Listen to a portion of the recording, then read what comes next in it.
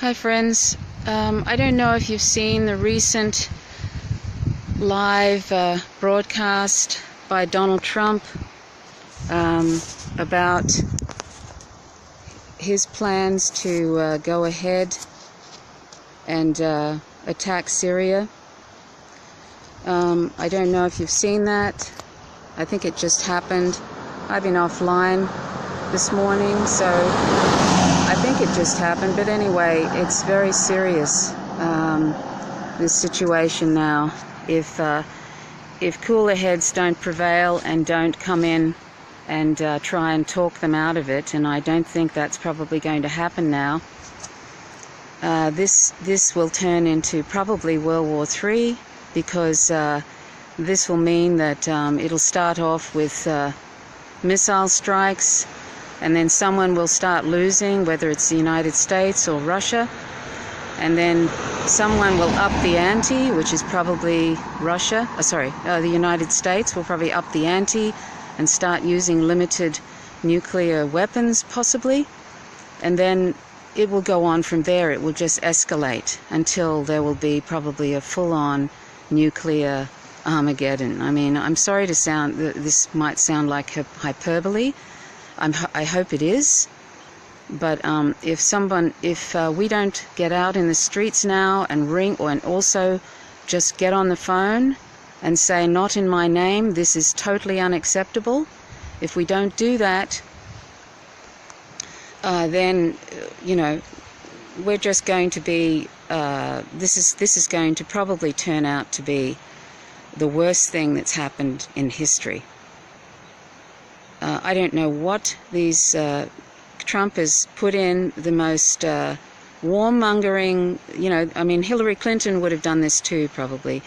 It's been out of control for a long time. The warmongering has been the modus operandi of the U.S. empire, and the meddling in other countries. Since World War II, they've been meddling in 81 countries and overthrowing governments, and it's just been downhill, for decades and decades. And now we're at the precipice of what could be literally the unleashing of the most powerful nuclear weapons ever. And don't forget that, the Russians have been doing their best. Lavrov has been doing his best to try and diffuse this situation. But if the warmongers like John Bolton, who is an extreme warmonger, I mean, there isn't a war that he doesn't like. There isn't a war he doesn't want. He's even suggested a war on Russia over cyber attacks. And he said he's quite happy with disproportionate responses. That's what he says. He wants to invade Iran.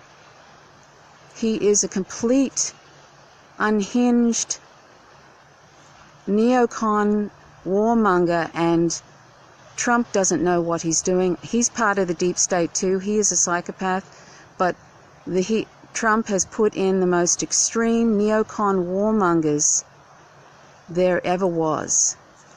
And Hillary Clinton would have probably already done something like this.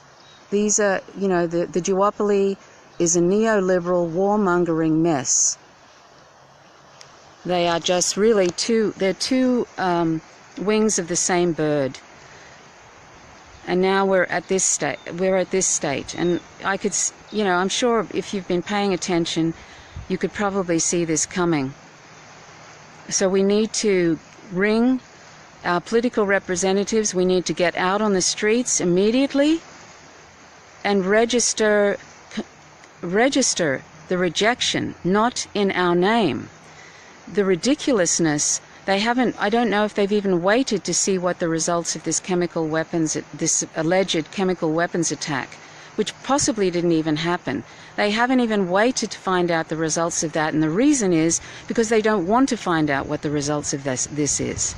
They want to go ahead because the U.S. empire now is an insatiable monster that wants full spectrum dominance. Full spectrum dominance at any cost. This is like a patriarchal death drive. It's like maybe they can see that that we're going to go extinct from climate change, and they just think, what the hell, let's just go for it. Let's just go for it and attack and see what happens. I don't know what they're thinking. I haven't read any other news since I saw this thing by Donald Trump. Maybe I'm overreacting. But the fact is, whatever the case, even if a nuclear war doesn't happen, the Syrians are still going to be killed by the thousands, by the tens of thousands probably with this. And this is all part of a scheme to eventually attack Iran, and that will be, if this doesn't turn out to be, World War III, attacking Iran definitely will, and there will be all kinds of countries joining in on that. And there will be many, if this is any sort of ground war from the United States, it will be a bloodbath for United States soldiers. It will be a bloodbath all round. So this is the result of voting for the lesser evil, and also having a media that is corporate owned, who has advertisers who are the arms industry, and the arms industry is lobbying and paying money to the Congress is, most of it has been bought by the arms industry, and this is the result of allowing the military-industrial complex, which Eisenhower warned about in the 50s, I think. He warned that this would happen, that this is a very dangerous thing to allow the military-industrial complex to go on unabated like this. And this is the result. This is the result. We are here.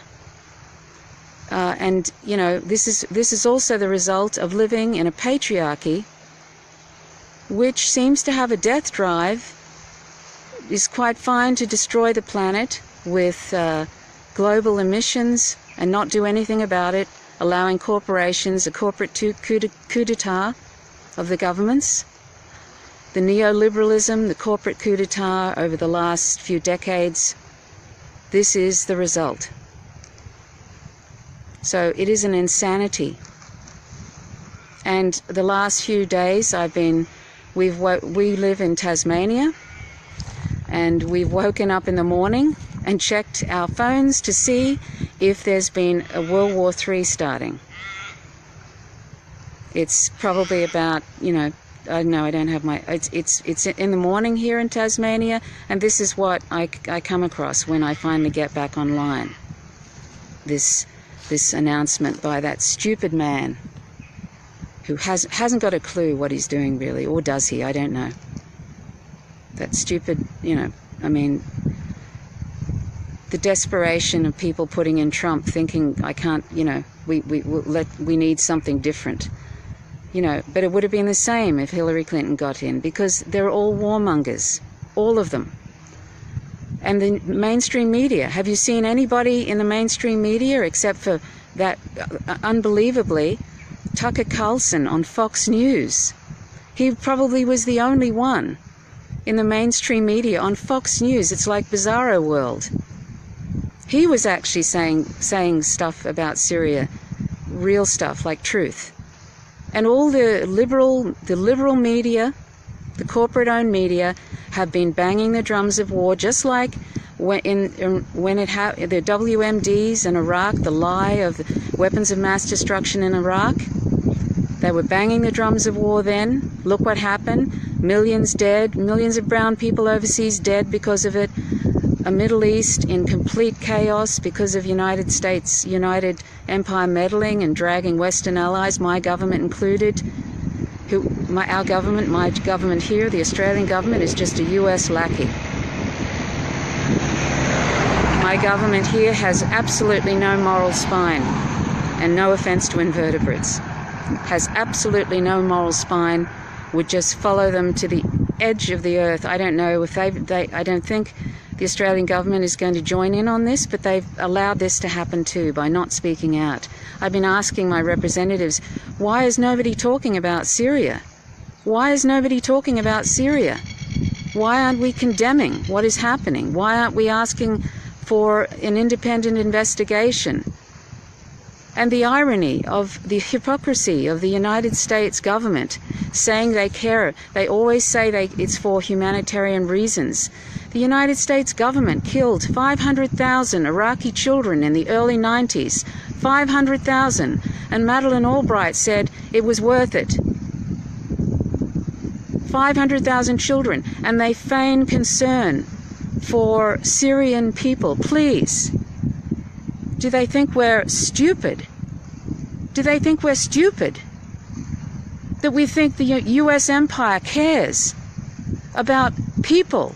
30 million people have been killed over the last, I don't know, since World War I or something. 30 million. The U.S. empire has been responsible for an inordinate amount of people being killed. They do not care about people. And so for any of us to believe that this intervention, this attack on Syria this time, has anything to do with humanitarian reasons, please. They don't care about the U.S. they don't care about the war that they're backing the Saudis in Yemen, which is killing one child every 10 minutes. One child every 10 minutes is dying because the U.S. is backing a war, a genocide by the Saudis in Yemen. Where do we hear about this? Hardly hear about it. So, you know, one child is dying every 10 minutes, and the U.S. empire pretends they care about this alleged, and it is alleged. I don't think they have proof yet that it occurred, and they certainly don't have proof that the Assad government did it either.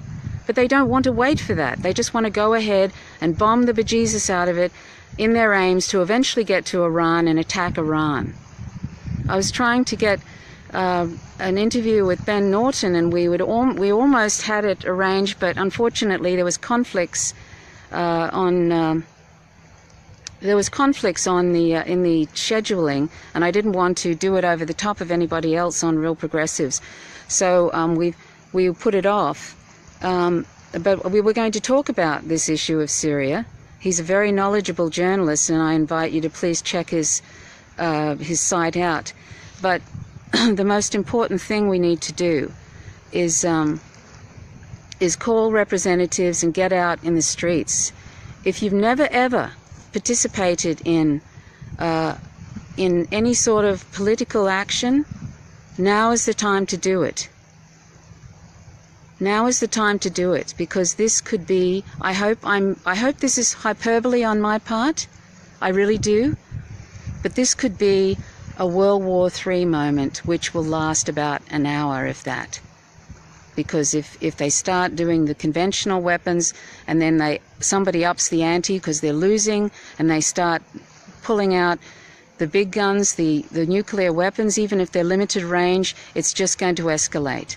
I'm hoping that Lavrov, the Russian, I think he's the Russian defense minister, he's been trying to stop this escalation. I'm hoping that cooler heads will prevail and somebody will be able to stop this madness. But that ridiculous speech by Trump, good heavens, the hypocrisy. So we need to do something. Do something. And if this doesn't go ahead, remember that they're aiming to attack Iran. John Bolton, the National Security Advisor, is a complete neocon warmonger from the project of the New American Century. He wants war with anybody.